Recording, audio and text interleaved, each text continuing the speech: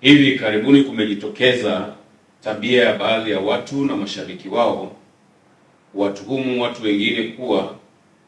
wamewashika mabegani watu fulani na matokeo yake sehemu zao za siri zimetoweka. Tabia hizo zinazoongozwa na imani za kishirikina zilianza kuibuka maeneo ya Tunduma,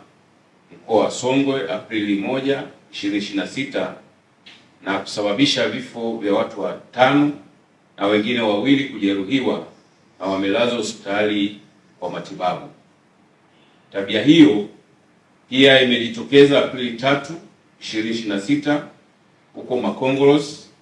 na mtaa wa Maendeleo jijini Mbeya, ambapo watu 2 walishambuliwa na kujeruhiwa na hivi sasa wanaendelea na matibabu hospitalini. Aidha, matukio kama hayo yametokea eneo la Kimara Mwisho na Mbezi Shule jijini Dar es Salaam Aprili 3, 2024 majira ya jioni, ambapo watu 2 wanaume nao walituhumiwa kuwa wamewagusa watu mabegani na matokeo yake sehemu zao za siri zikatoweka. Leo Aprili 4, 2026 katika jiji la Mbeya kumejitokeza tena matukio mengine 2 yaliyotokea eneo la Kabwe, wilaya ya Mbeya mjini, na Double-J Kalumburu,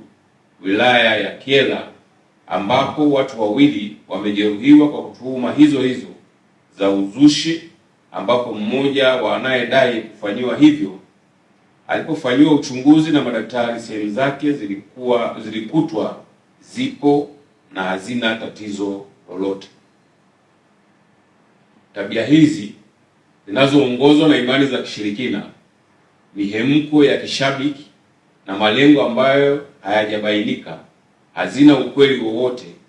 kwani wanaodaiwa kuguswa bega na sehemu zao za siri kutoweka walipokaguliwa, sehemu zao za siri zilikutwa zikiwa maeneo yake kama kawaida, na maeneo mengine anayedaiwa kufanyiwa hivyo alipotafutwa hakuonekana, na wala waliokuwa wanashabikia na kuwa wazungumzaji wakuu wakielezea uzushi huo walipotakiwa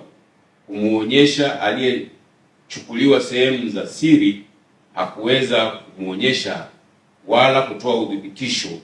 wa alichokuwa anaeleza kwa mbwembwe na kusambaza kwenye mitandao ya kijamii. Jeshi la Polisi linatoa onyo kali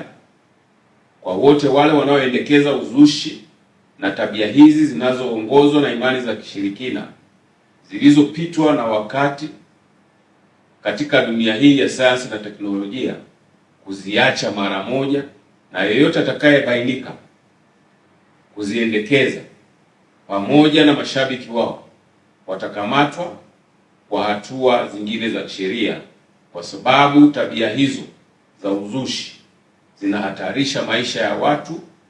kama ambavyo imeshasababisha vifo vya watu 5 na majeruhi. Aidha,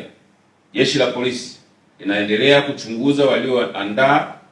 na kuzusha uvumi huu ni akina nani na malengo yao ni nini.